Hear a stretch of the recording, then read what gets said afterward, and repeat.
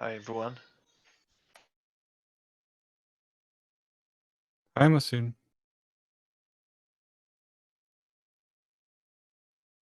Hello, hello.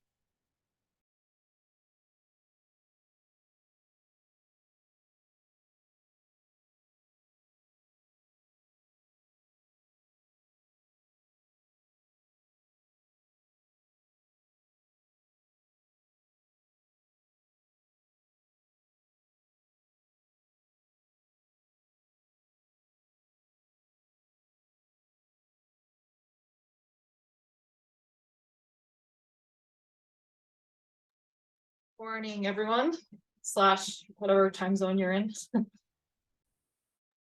Hey, I guess it's probably pretty late for you. yeah, for me it's evening. So good evening, everybody. Good evening. Good evening. This is the last meeting for today, so it's the best one.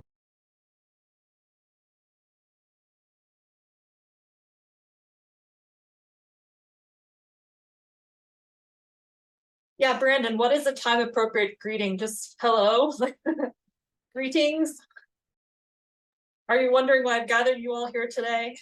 That's what you're supposed to say when you go in an elevator and everyone's just like saying it awkwardly. How do you use that? You have to turn around though. You have to get in the elevator, doors closed, you turn around, face them. No, don't do that. You'll be extremely creepy.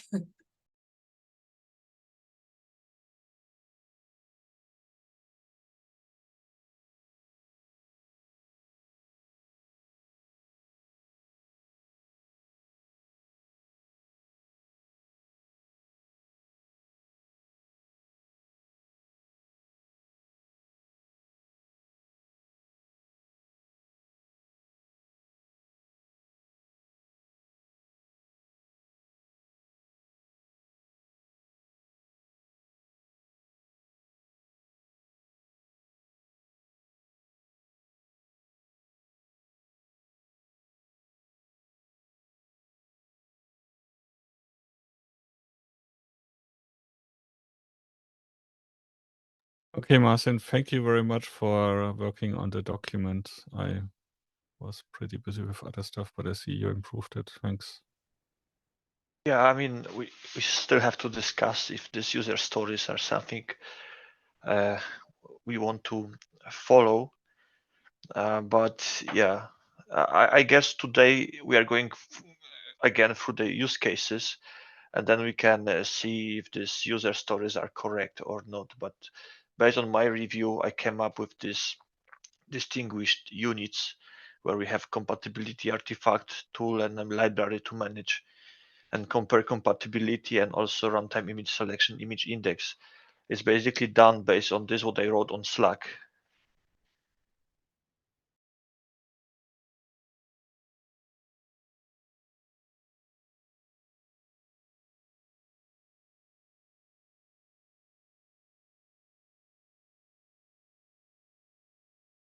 I have a very dumb question. How does a categorical use case translate to a user story? Like, what are the subtle differences between those things? Basically, I was going over the organized use cases.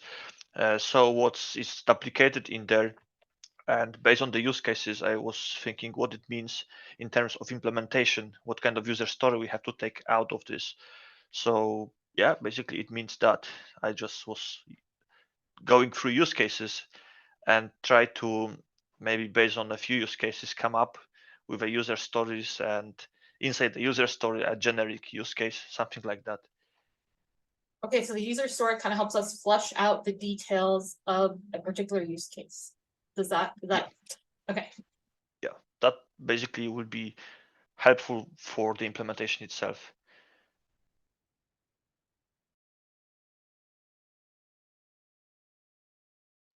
So basically I think we can start because it's already 7:05. I don't think anybody else will join. And first topic I have in the agenda is working group repository access. In the previous meetings, Brandon, you had actionable agenda item to check permissions and so on. So could you elaborate where we stand with that? I think at last check, we don't have permission. So there's the check. Okay, that's quite It fast. All right, our work is done. Just kidding. It is probably still pending on a request to Amy, and I think she had said, hey, if anybody needs access, then comment this issue. And so I commented, hey, go ahead and set me up and I'll take care of it. And then she keyed off of the template comment. And so it got veered off in a different direction. Okay, that's fine. I think we are not blocked or something like that, so we can still work on the document. Okay, and I will quickly also mention about the European group that it has been cancelled again, and I'm not sure about future of this group, to be honest. I told people that we will still have another meeting on Monday, but maybe if again we will cancel the meeting, maybe it doesn't make sense to keep this in the calendar, so we can discuss this the next Monday as well to see. And then we can talk about use cases, but could somebody share the screen because I still didn't fix my issues with NVIDIA. Yeah, I can do that. Maybe quickly before I submitted, as we discussed yesterday, last time I submitted a talk for FOSDEM. Let's see if it goes through. So I think it's going to be announced on or decided on Friday. So I'll report next week if we got the slot or not. I submitted it with Eduardo, right? I submitted it myself, but Eduardo is a co-speaker. Cool, cool, nice. So speaking of use cases, maybe Dirk, you can scroll to Vanessa's use cases that are categorized. Maybe it will be easier. Oh yeah, so for some quick background, I went through this whole document on the weekend and I took all of our bullets that were organized by person, a little more lower. Under my name, it should say use cases under that. There we go, organized use cases. And I tried to put it into categorizations based on use cases. And my initial goal was just to see if I could do it, but also to try to see if we could eliminate redundancy. And it's not to say that these categories are complete or correct. It was just a first effort at it. Generally speaking, for me, it was correct. I mean, it was done nicely. So maybe let's go this again and let's see if we have some duplicates or what makes sense or not, and so on. So speaking of the first one, that I think we discussed this already, that as an image maintainer, I want to update compatibility without having to release and redistribute the image. And I didn't hear any objections on that. I think we all agree that it's okay, kind of, right? I will say that some people may object, but it is a valid use case to capture. So just to put a clear point on that, that means that we're not touching the image manifest because we would have to push a new image manifest. Yes. Yeah, Okay. I think that's where some people may object. And so depending on who wants to implement it what way, people may have different goals here. But that doesn't mean that this isn't a valid use case. And so that's where I want to separate implementation and what we pick and that sort of stuff from just capturing people all have different opinions. Let's gather all the voices together and make sure everybody is heard. Do you think, do you have something in your mind why it could be like some people could have objections to that? Because if you're a runtime and we're trying to capture the storage stuff that applies to runtime maintainers, if you push something that can change after the image has been built, that also means that it could be changed after the image has been pulled. And so that means you now have extra workload that you have to do every time you run an image to query extra APIs to figure out, is this valid for me to even attempt to run it? So I assume that runtime maintainers would object to this. But I mean, if we create an object that is referenced in the manifest, it will change the hash and we need to re-release the manifest anyways, right? So I guess in what scenario would we change something in our object and not need to re-release the manifest? The idea is that we reference the artifact to image so that you don't have to change image at all. So there's no scenario you have to change the digest or something. Also the other way around. Yeah. So maybe there needs to be sort of a scope of promise. So for example, when you're choosing your image and you're doing this compatibility check, you are promised at that moment that the compatibility artifact that's associated with the image is, the correct one associated. That doesn't mean that the next day there might be some update to that compatibility and then the image isn't changed, but the promise is at the time that you decide to do the check that you will find, however that works, the most updated one. And I also think it doesn't necessarily have to be the case that like this is forced. So like if you're someone that wants to re-release the image with a new compatibility spec, there's no reason you couldn't do that. But I think it's valid to say like I don't want to have to be forced to re-release the image. Like that's the only way to do it. I think that's what this point is getting at.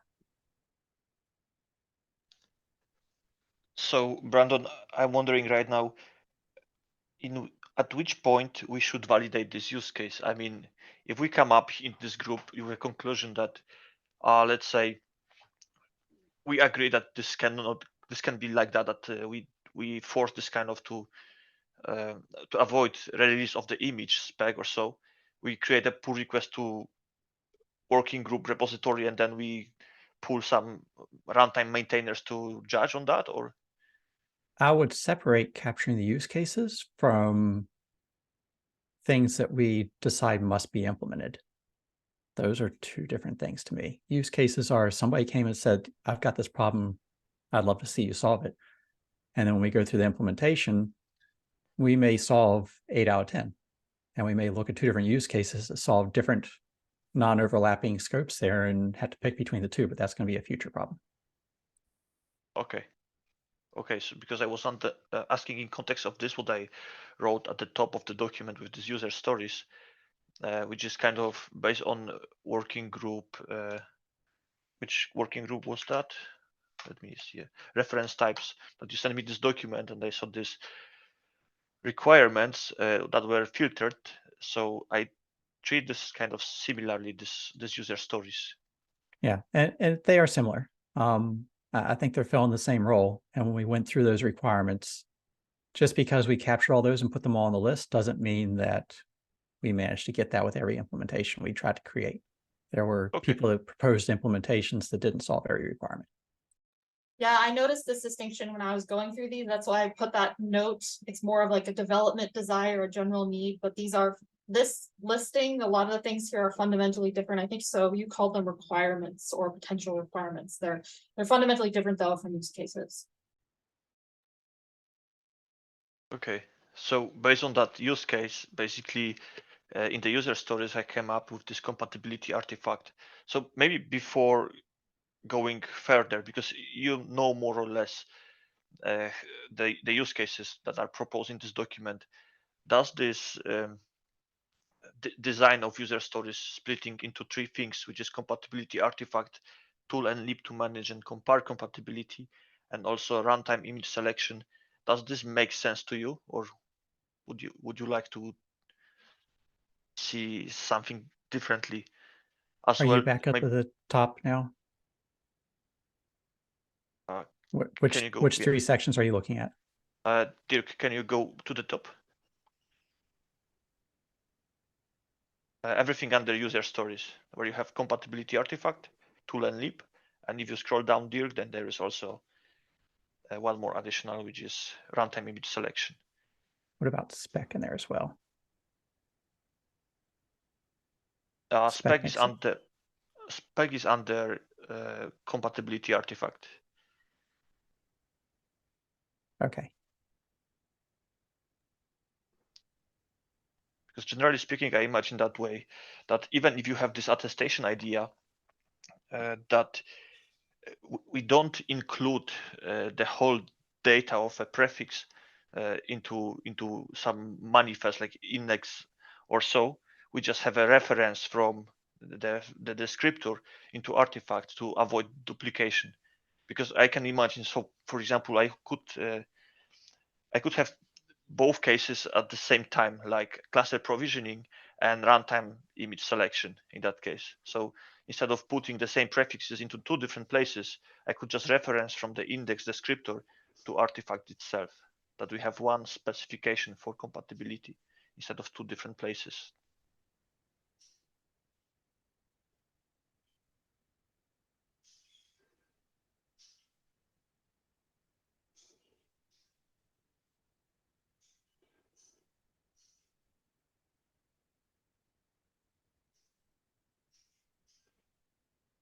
I think we're mixing up 2 things a little bit. We're mixing up kind of our ultimate design that will be driven by use cases and then the use cases. And maybe we should, and arguably that as a compatibility spec maintainer, that is a use case, but maybe we should start with the sort of the user use cases, like I am trying to check compatibility. I don't care how it's done, but this is what my workflow looks like. I don't know if that helps. And then when we have those kind of a list hardened down, then we can go back to like the structure and kind of the details and figure out what makes sense.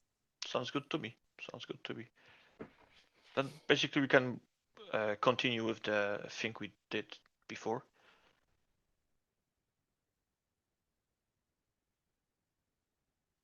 Dirk, can you scroll down a little bit again?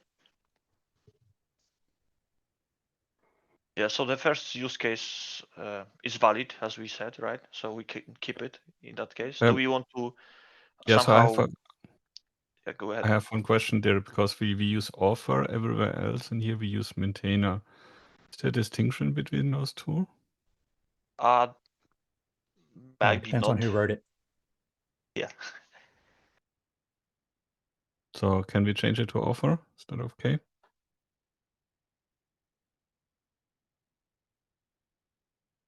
Oops. Yeah, I think Something happened now. What happened? Yeah.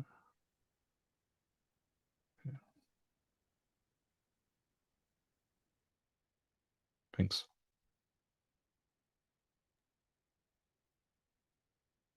Did someone accidentally delete like the entire stuff of the document? Because I don't see it anymore. Yeah, I deleted the user stories, that people are not confused by this document, that we have some...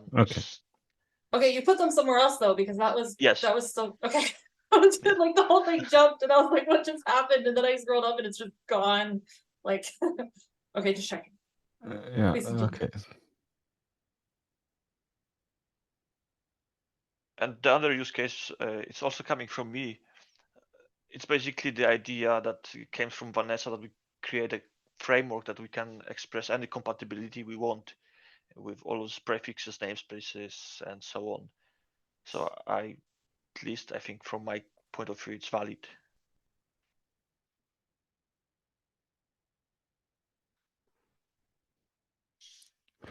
Can we use a different word than critical here?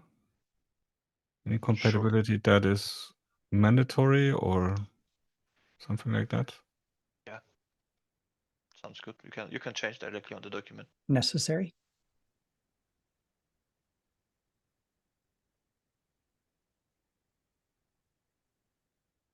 Thanks.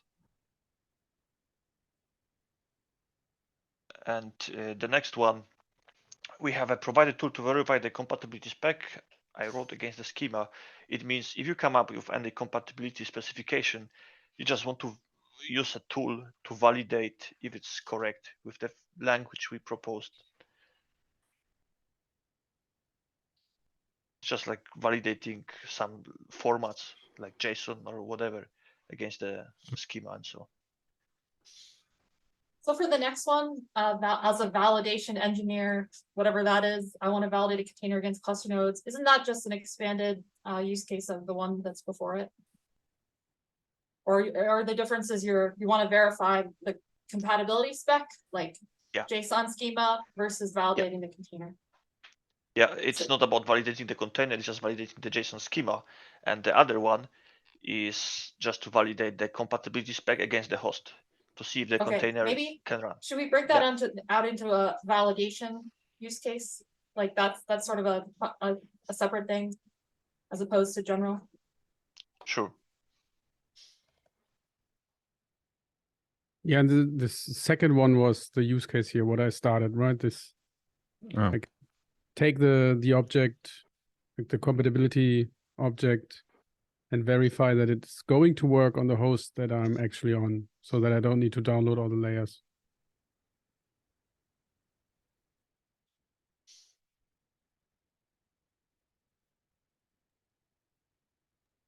I wonder if it makes more sense to split these according to whether you're doing it at runtime versus at node and cluster provisioning. Because is that where we're getting at for some of these? So maybe let's create another section where we just take the use cases to appropriate section. I mean, from this what we have in here, that we just copy paste. This might be dumb, but can we make one of those pictures and like and draw some like squares and circles that are like, okay, here's like the runtime step. This is when this happens. Just so like when we write a label down, it's clear like what that is in reference to the other ones. And it's clear to me because I'm not sure I always know. It might be good to split them by who. So as an image author, as a spec maintainer, some of those things, and say, here are all the use cases for the spec maintainers. Here's all the stuff for a registry author or registry maintainer, whichever we're going to call that. To split it according to those roles, that might be easier to see some of the overlaps that way. Okay, so we're not quite ready to visualize the flow or the process for a lot of these use cases to understand kind of where they fit. Yeah, that makes sense to me. Something that Brandon said last week, like I thought that I wasn't understanding a lot of what you guys were saying because I'm dumb, but it's because we're thinking about really different use cases. So maybe separating them out by personas for now makes sense. Sounds good.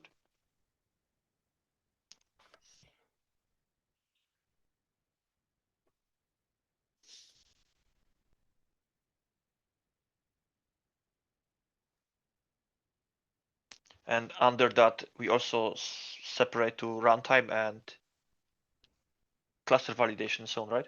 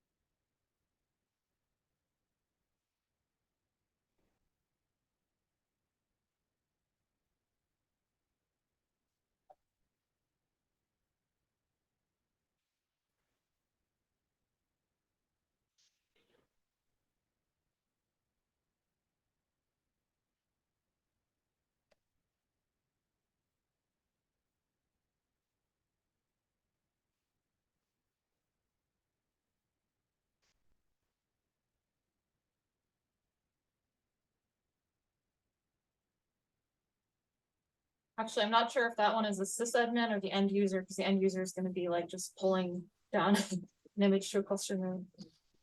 it's like this is appropriate place.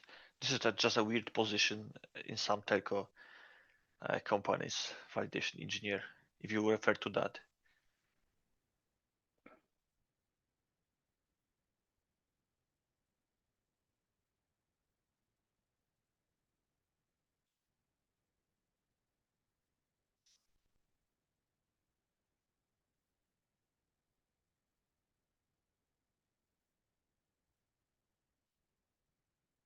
So if validation is integrated into non-runtime tools, would that be something that, for example, runs in CI?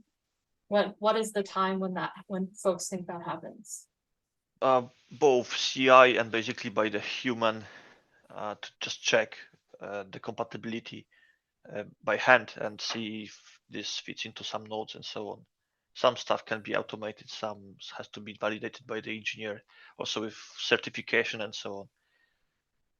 So that might be a scientist or like a sysadmin, it really doesn't matter. I would keep it as a sysadmin because this kind of engineering position is very close to sysadmin. I mean, you still have an access to the cluster, and you can verify what's going on there and change some stuff. I think we're at the point we should probably define all the different roles that are interested in this.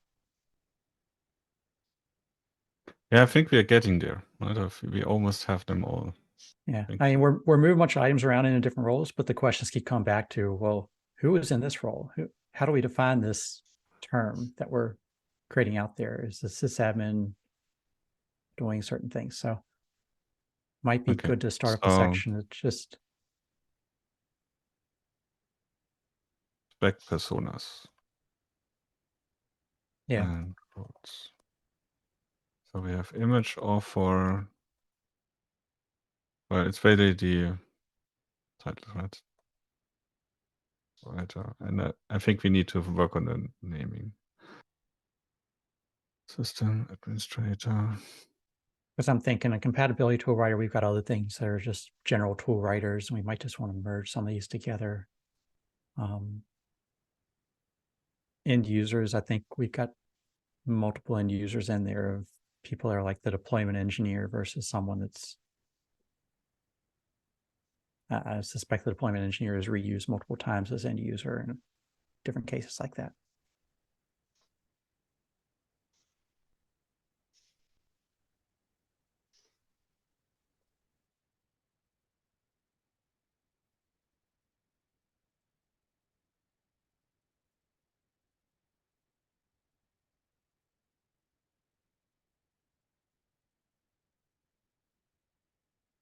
Yeah, how is a specification maintainer different from a compatibility tool writer? Well, the specification maintainer is going to be someone like the OCI side that's just saying, hey, we got all these people making demands. We want to make sure we have something that's Oh, we so can that's manage. literally okay, gotcha. That's like us. Yep. Yeah, exactly. It's a meta role in a way. When it's yeah. Do you have a better name? The OCI We say working group? literally us. Like OCI specification maintainer.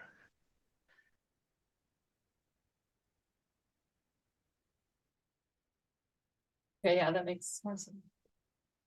Not even. But- I'm going to say we drop compatibility out of that because eventually compatibility will this working group will go away and it still has to live on afterwards.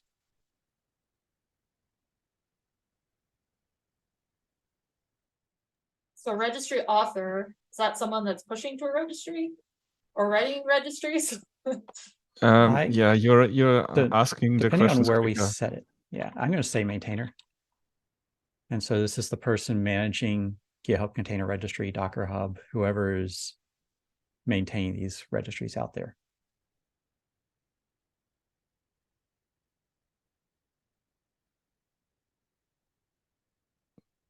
So Sorry, you're I not gotta drop. distinguishing between the maintainer of the code and the maintainer of the instance, next week. right?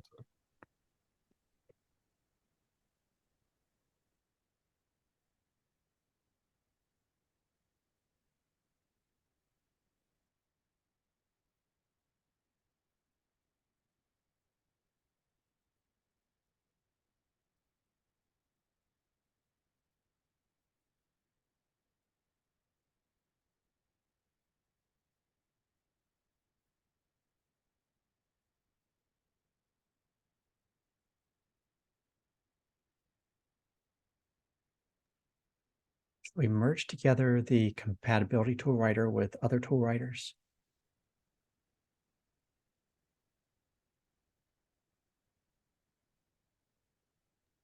Yeah, it looks like we merged, but I'm not sure if it's a good idea. Oh, I didn't realize that there were two roles, sorry. And so there's other tool writer as well. Didn't realize I'm that. thinking to keep them just one. You think you want them separate? I mean, because like, for example, based on the compatibility, I could write some custom Kubernetes schedulers, which is not a compatibility. Okay, if you think about it, yeah, it is compatibility scheduler after all. So maybe it makes sense to just keep one in that case.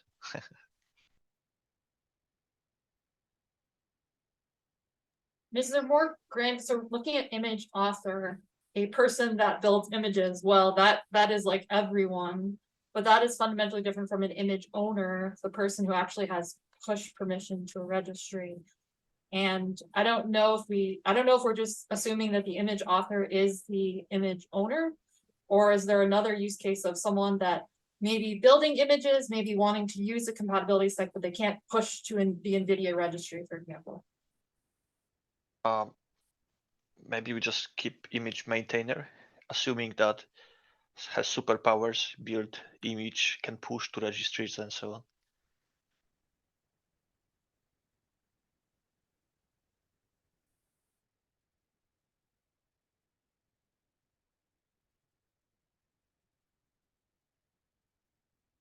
And then it's probably implied the container end user can of course build containers, but they are not the demigod or the term you use, the superpower. They don't have superpowers. I was curious how we were defining that because I was also reading that as potentially like the end user is the person that's accessing application remotely, but this is, or we could end into deployment engineer. Ah, so this is actually like scientist. Ah, okay, so this is discoverability. Ah, okay, so it's not actually end user, it's more like. Yeah, to me, I was writing that as deployment engineer, so we're probably saying the same thing, but just different terms. I just copied the text.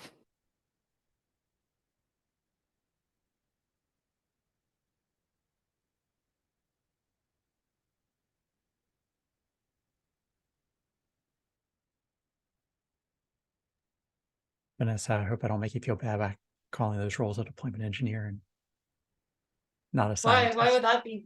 I was thinking that a deployment engineer could just be something like some kind of automation. It doesn't have to be a person. Like bring in the robot deployment engineer. We'll have you click a button that verifies you are not a bot. Yeah, see, the problem with those is that I fail them, and I'm pretty sure I am not a bot, but I'm pretty sure the bots would probably not fail them, but that's a separate discussion.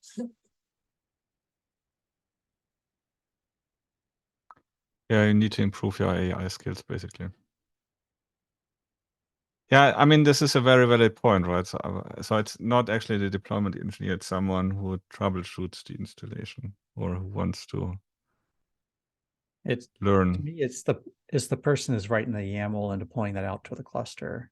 They don't own the cluster, they don't own the image, but they're just saying, run this somewhere.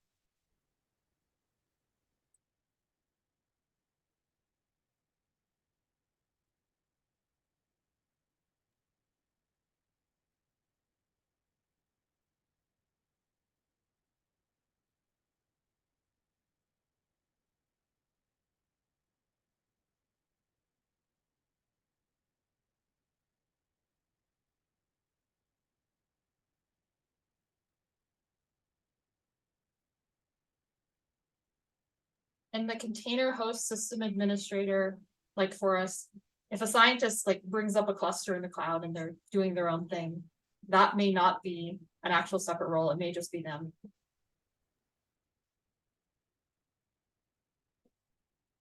Can we just call container host system administrator as a system administrator? I think that's kind of. Yeah, that's probably clear. Yeah, that or And I they was may not calling it a exist. cluster. I was calling it cluster administrator, but that gets into specific that we may not want to say everything is Kubernetes. So yeah. Well, you could also say platform engineer or. That's probably a better tricky. term for it. I like that. Well, I think we want to be inclusive of the HPC use case where we have a lot of sysadmins, and that is exactly the right term. I don't know if we call them platform engineers. Yeah, like the platform. platform engineer. Sorry, go ahead, Brand. No, go ahead. My point is that each time I worked for different company, platform engineer meant something different each time. So system administrator, I think it's quite clear for everybody. It's the platform engineer is the new shiny role everybody wants to have. The system administrator makes people think they're going back to the 90s. It's like with DevOps. Everybody said we are DevOps, and nobody knew what it exactly means. At least I with roles I was working with. You speak the truth. Yeah. Well, the question is if you actually always have to be the system administrator, right? Or if you're just the runtime administrator. So I don't think you actually need to have, I think there's a lot of use cases where you don't have a system administrator. But I think there are enough production systems that are persistent where you do have them. So it's a valid persona or role. Yeah.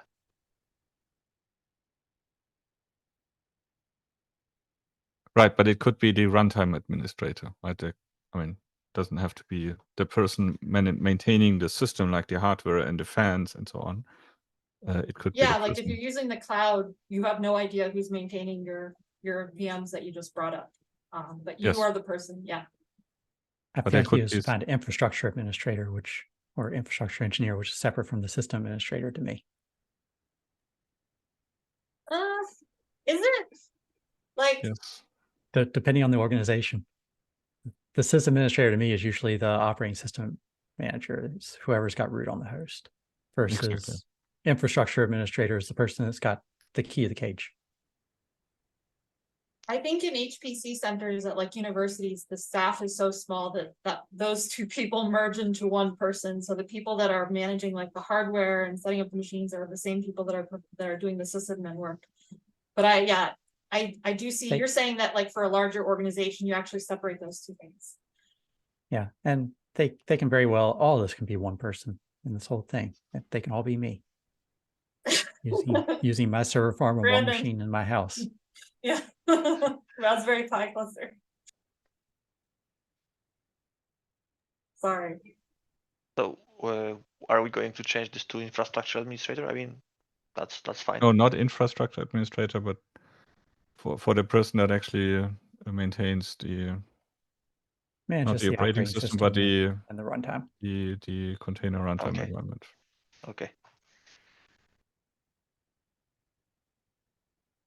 For maintaining the...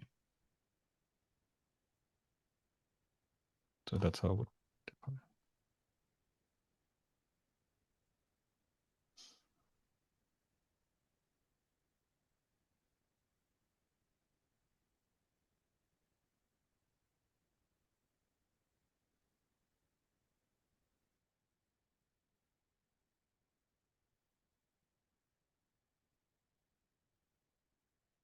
So what about the roles? We're talking about individuals. What about what I was calling a compatibility interest group? So a group of people that are interested in a specific use case that want to design one of those sets of attributes in whatever turns out to be our artifact. What are they? Could we decouple personas in that group that two specific roles in here? Is that possible? My point is, like, for example, if you have a group with specific requirements, if you like dig deep down there, that some person might be, after all, assigned to a specific role in here. You might have a tool writer, but you'd also have someone that's like designing the actual attributes. If that makes sense. Do we have a role for that? Like the expert, the domain expert, right, about MPI that maybe isn't going to write the tool, but is in this group that is going to say like, these are the things that are important to know. And these, does that make sense? Yeah, it makes sense. I mean, personally, I feel like this should be image author in that case, because if you are an expert in some field and you want to build a specific image, including your knowledge, so everything, at least for me, goes under image author. If you are a designer of specific use cases and so. But you mean that you want to cover from the compatibility perspective, not the application itself, right? Yeah, so I'm saying like, let's say that you don't know anything about containers. You don't want to write tools, you just absolutely don't care, but you're an expert in Intel MPI. And so you get invited to one of the meetings of the compatibility group for MPI, and you want to give them the details about what the compatibility means for Intel MPI.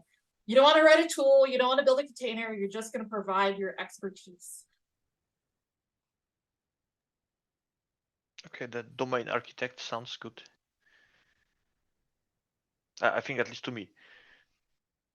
Yeah, and to me that particular, the use cases that come from that person are more about kind of the rules for governance and culture that, or sorry, governance that drive a culture that will ultimately create for one of these compatibility interest groups. Like, let's say that something's important to you and you want to add it, like what's the protocol for doing that?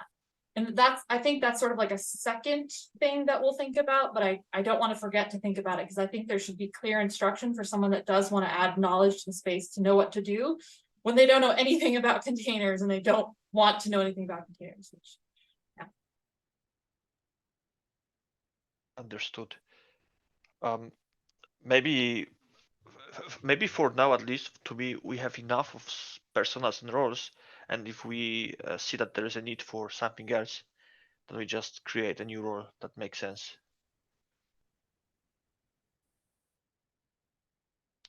In that case, maybe we can move on right now and try to put everything into a right category or role, not category.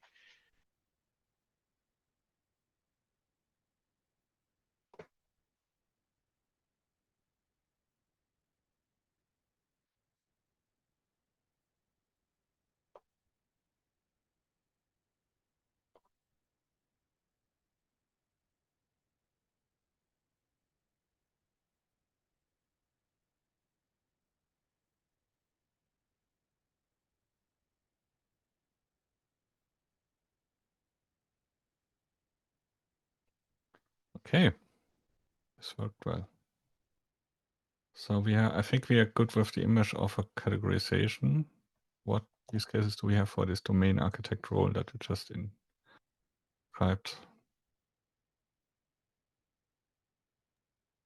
I think we will see what will be left. Maybe we can start with the most obvious one in that case. Does that make sense?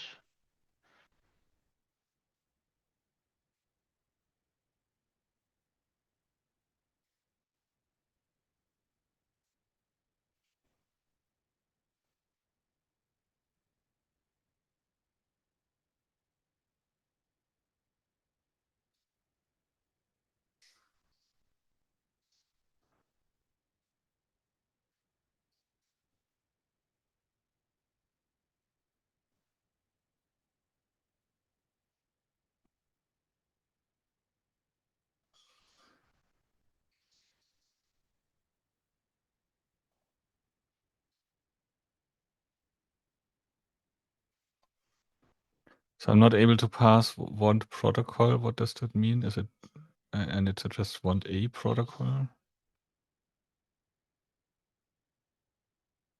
Yeah, I think I mean, we can change it so the little blue line goes away, but like, I don't really think that's incorrect, but yeah, I'm okay changing it. Yeah, I'm trying to understand it. I'm not trying to spell check you or whoever wrote it. Oh yeah, no, I think it's okay to say you want protocol I mean, it could be more than one protocol, so it's not I don't know.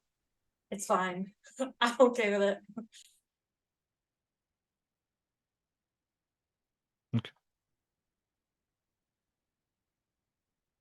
So is it like I want a language in which I can express my compatibility? I want a process. I want a A series of process. steps. I want someone to lay out like the steps for doing X, Y, and Z. Okay.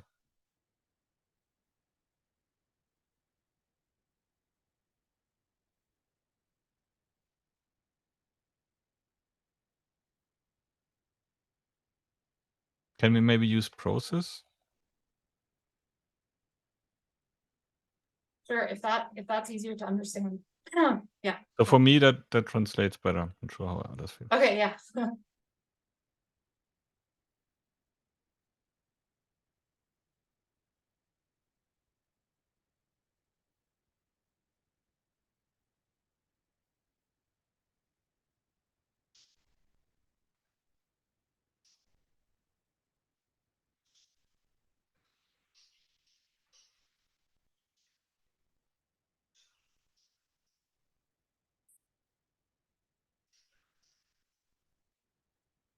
Then we have two interesting use cases: package management and workflows.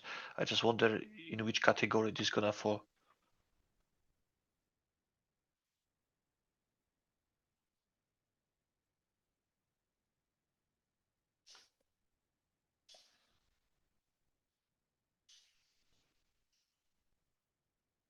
Package management is probably a deployment engineer. And workflows, I guess it could be a deployment engineer, but I feel like it's also the scientist that's running the workflow. And I'm not sure if I understand correctly workflows, because it says about container annotations and so on, and some third-party workflows that are involved. And to me, at least, it's not kind of related to artifacts, or I mean, it's not related to compatibility itself. Because if you have some webhooks or something that takes some actions based on the container annotations, I think compatibility is not kind of involved in here. Well, the use case I had in mind, I probably shouldn't have used the word annotations, but when you're running a lot of workflow tools these days, the units of operation that they use are containers.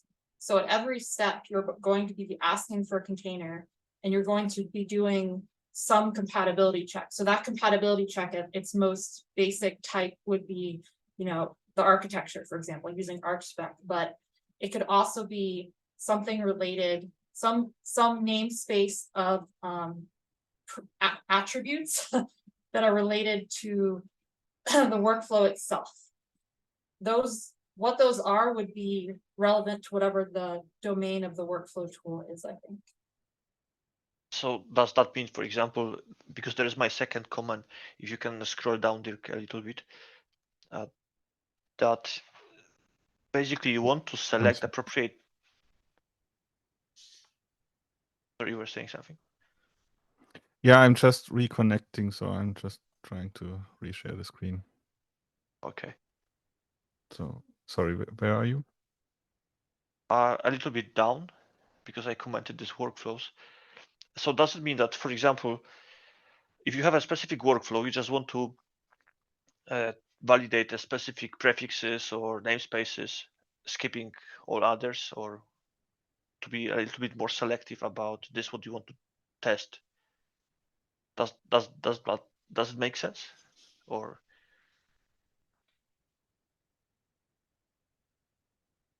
Let me think if I can, there might be a way to kind of generalize this more. So when you're using a workflow tool, you're eventually going to be bringing together a group of different containers that have to work together in a meaningful way. And I say in a meaningful way very generally, because I think that could probably be many different things. And so you would want to be able to select, you'd want to be able to have some kind of compatibility checks that ensure that before you spin up all of your GPUs and whatever, that the containers that you've selected to use not just work with like the host they're going to run on, but they work in context of one another.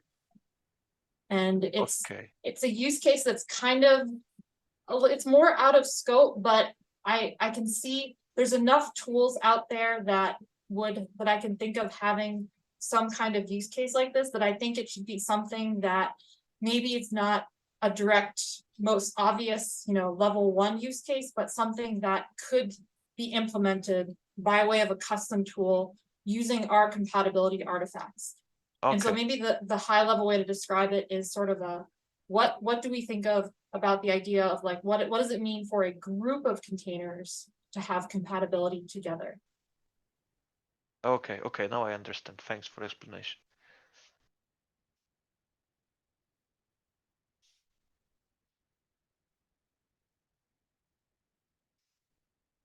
And this may be one of those like special tools that someone builds use case using the artifact, using the compatibility artifact that we designed. So right now I wonder to which role we should assign that, because you can have multiple roles for that workflows, I think.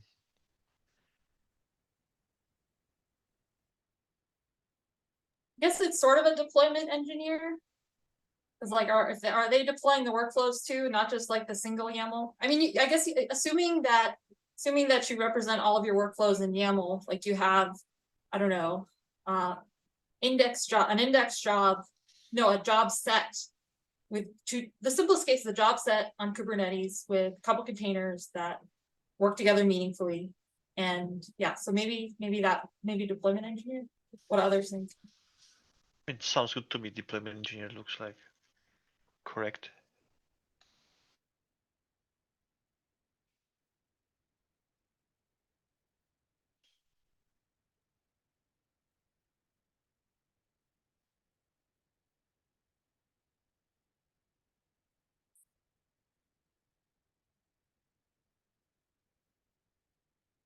And I feel like after we go through these use cases, what's sort of bubbling to the top, at least for me, are some of the details of what we need to do. So the obvious one is like, okay, we need JSON schema to validate, I don't know, some JSON blob somewhere. But then there's sort of, okay, the validation of a container itself. And then there is something we talked about before, which is this idea that like, okay, if a tool can allow you to select which kind of compatibility checks you want to do, like, let's say that a container comes with 8 different checks, but for your workflow, you only need to run 3, and actually you don't want to, spend the energy or the time to extract information for the rest. You should be able to select only the 3. So I think I can start thinking about this also as I did last time with these use cases, but I want to start bubbling up like the actual requirements or ideas, like high level ideas that come out of these use cases.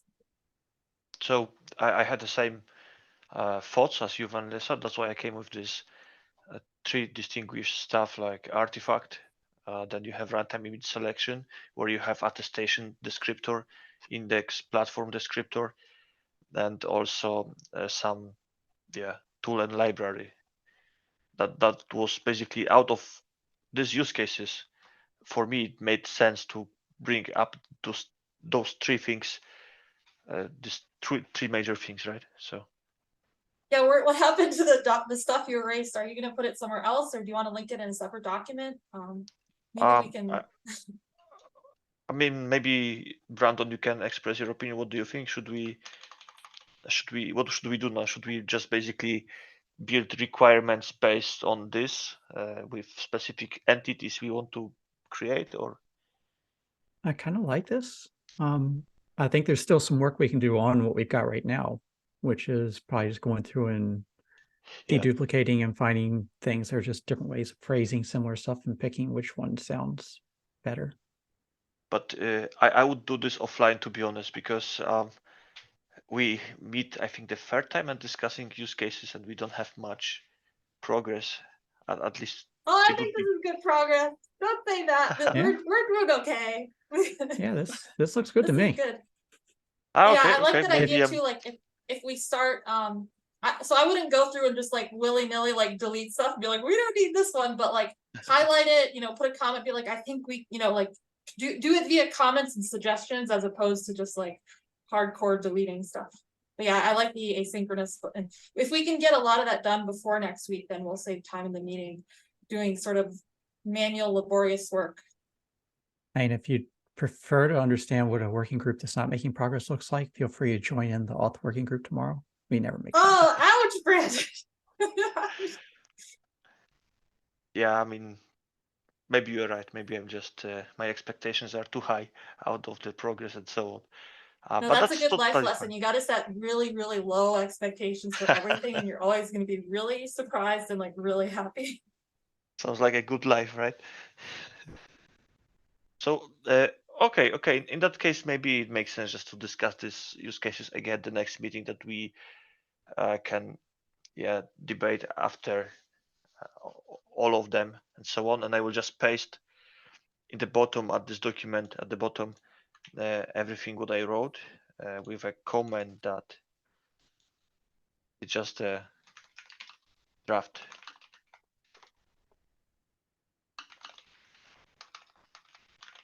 Yeah, I Just think I'm going to go through and start thinking about the stuff that we just talked about too, because I like doing that. from administrative standpoint, just a heads up that this next meeting will be the last one before we're out for both Christmas and then New Year the week after. Okay. So one more meeting for the year left. Yeah, and thinking ahead, so one thing I started doing is I have an idea for a very generic kind of plugin design that's based on graphs that something related to what my team is doing. And I think it would be cool, like selfishly, it would be awesome for me if we could go into the holiday break just having identified one really compelling, almost easy use case. Like Archback is a great example. Like, okay, here is the metadata about the host. Maybe it'll be retrieved dynamically, but right now we're just going to like throw it in some YAML or JSON. Here is the domain, and how would you build a tool around that? Because I actually want to start. I want to do coding. I want to program, man. But I want to have like a very kind of solid thing to start with. So if we could get that before break in the next couple of meetings, that would be great. But if not, no big deal. But it would allow me to have some fun over break. Yeah, I understood. I also thought about this graph idea you mentioned. It also was in my mind that we will have to probably end up with some kind of graph or tree, depend on the cases in here. But yeah, looks like a good next step to think of that.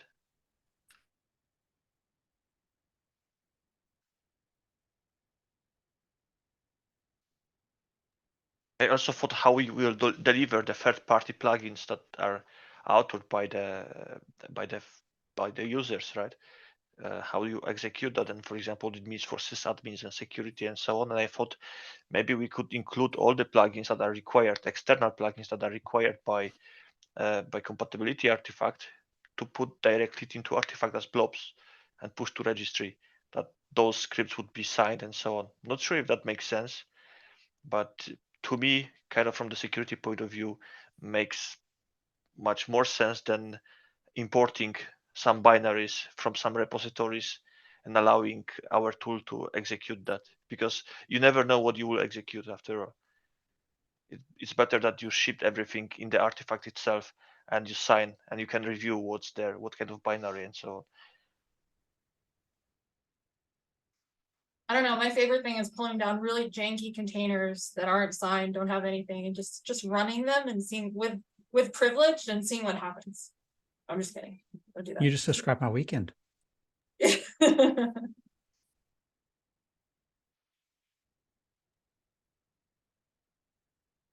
right. With that, we're at the top of the hour. Yeah, I think we're making great progress. I think this looks great. And we'll see folks next week. Yep. Thank you very much. Talk to you Okay. soon. Bye bye. Bye, everyone.